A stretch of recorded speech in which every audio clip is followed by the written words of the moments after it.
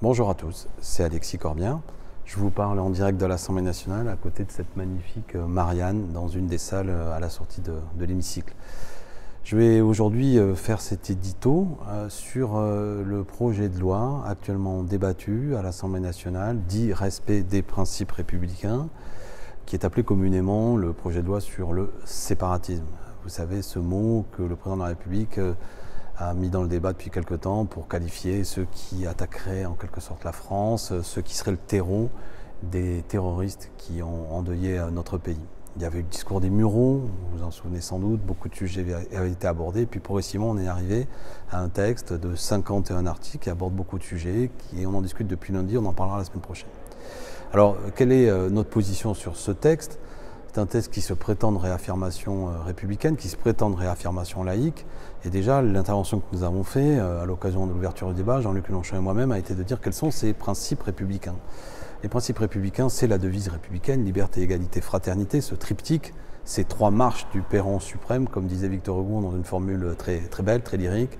Et c'est aussi ce qu'exprime la Constitution de 1946, une république démocratique, laïque et sociale. Alors si on veut défendre les principes républicains, est-ce qu'actuellement notre République est vraiment démocratique? Est-ce qu'elle est vraiment sociale? Est-ce qu'elle est vraiment laïque? Je ne vais pas développer dans cet édito, vous avez sans doute la réponse, mais est-ce qu'on a une République sociale quand le taux de chômage n'a jamais été aussi élevé, le taux de pauvreté, près de 10 millions de pauvres désormais, qu'on a des politiques économiques qui aggravent les inégalités? Vous connaissez tout ça. Est-ce que cette République est démocratique quand la Ve République, à l'occasion de la crise du Covid, démontre une fois de plus cette hypertrophie présidentielle, une concentration de pouvoir sur le monarque, peu de pouvoir donné aux citoyens, si ce n'est aucun d'ailleurs, alors que ce serait précisément le moment où il pourrait y avoir une délibération collective. Et puis la laïcité, c'est la claire séparation entre les églises et l'État. Ça se matérialise dans une grande loi en France, qui est une œuvre révolutionnaire formidable, la loi de 1905, et c'est le non-financement public des cultes. Ça, c'est les principes fondamentaux. Ce n'est pas aux citoyens d'être laïcs ou d'être neutres. Les citoyens doivent être laïcs dans le sens où ils respectent la laïcité, mais eux, ils n'ont pas à être neutres. Ils n'ont pas à ne pas marquer une préférence pour une religion. Ils ont le droit d'avoir leur liberté de conscience, et donc le droit de ne pas croire. Je le rappelle quand même, parce qu'on parle beaucoup de religion, mais une grande majorité de nos concitoyens, eux, ne croient pas, et puis le droit de croire le culte dont ils veulent. Alors tous ces débats, ils sont mis, pourquoi je les rappelle? Parce qu'il y a beaucoup de confusion dans la façon dont le gouvernement aborde ce débat. Évidemment, on en vient à discuter très rapidement le port du foulard ou pas le port du foulard. Autant l'article 1 nous dit qu'il faut réaffirmer la neutralité des agents publics, et finalement l'article 1 ne fait que mettre dans la loi ce que dit déjà la jurisprudence, mais la droite s'est engouffrée dans ce débat pour dire qu'il faudrait quasiment une neutralité, et sous-entendu leur problème, c'est le port du foulard. Chez les femmes, comme toujours, leur obsession qui devrait être quasiment interdit au sport, dans la rue, etc. etc. Donc tout ça, premièrement, un des aspects négatifs de ce texte, c'est l'occasion pour le gouvernement et la droite de déchaîner une fois de plus une parole qui franchement n'apporte rien vis-à-vis de certains de nos concitoyens qui ciblent des sujets qui ne sont en rien la pointe avancée, si je puis dire, d'activités terroristes, et c'est assez blessant et inutile. Ce texte de loi ne réaffirme pas ce qui est clairement la laïcité, ne porte pas le combat sur les vrais sujets laïques du moment, qui sont par exemple le fait qu'on continue avec de l'argent public à financer des cultes. Il y a le grand scandale de l'école privée sous contrat, à 95% confessionnelle et à 98% catholique, c'est 12 milliards d'euros d'argent public chaque année qui va financer l'école privée. Ça, c'est pas 1905, c'est 1959. On pourrait réfléchir à faut-il consacrer autant d'argent à cette école privée? Est-ce qu'il n'y en a pas là un financement d'une concurrence à l'école publique qui participe à la désagrégation de l'école publique? Parce qu'on a, et je l'ai exprimé à la tribune, jamais eu autant, de creusement entre les catégories sociales qui fréquentent l'école privée, qui sont le double du point de vue des enfants favorisés que dans l'école publique. Donc il y a un séparatisme, par exemple, scolaire, la formule est provocatrice, mais auquel il faudrait s'attacher pour comprendre comment notre société se délite. Tout ça n'est pas abordé.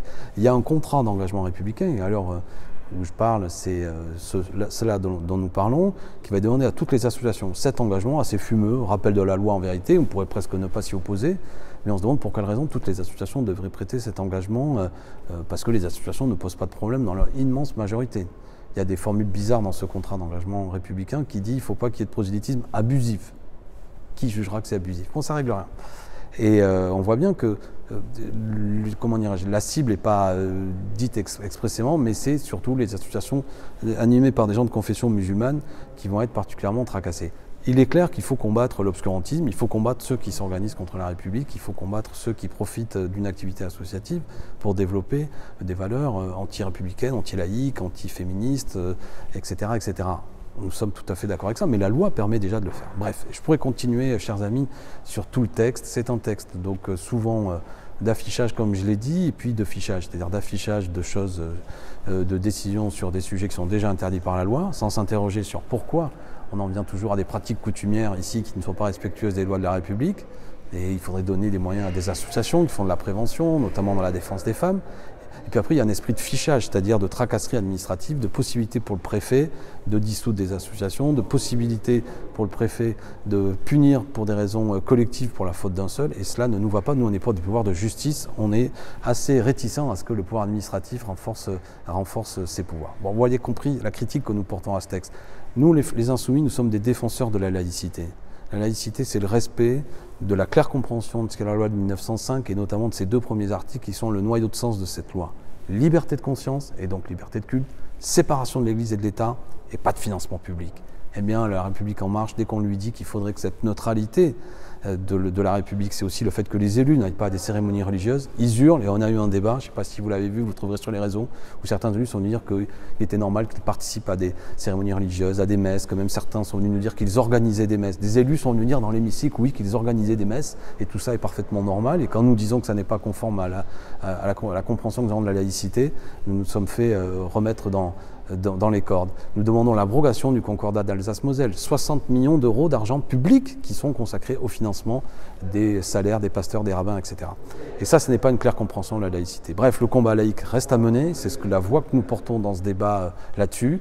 La France Insoumise est un grand mouvement populaire qui lutte pour une démocratie et une république sociale, une république démocratique et une république laïque. Et la laïcité est un formidable outil d'émancipation. C'est ça la voix qu'on fait entendre durant ces débats, c'est ça la voix que nous porterons aussi dans l'élection présidentielle qui vient. La laïcité, le drapeau de la laïcité bien comprise, c'est celui des Insoumis.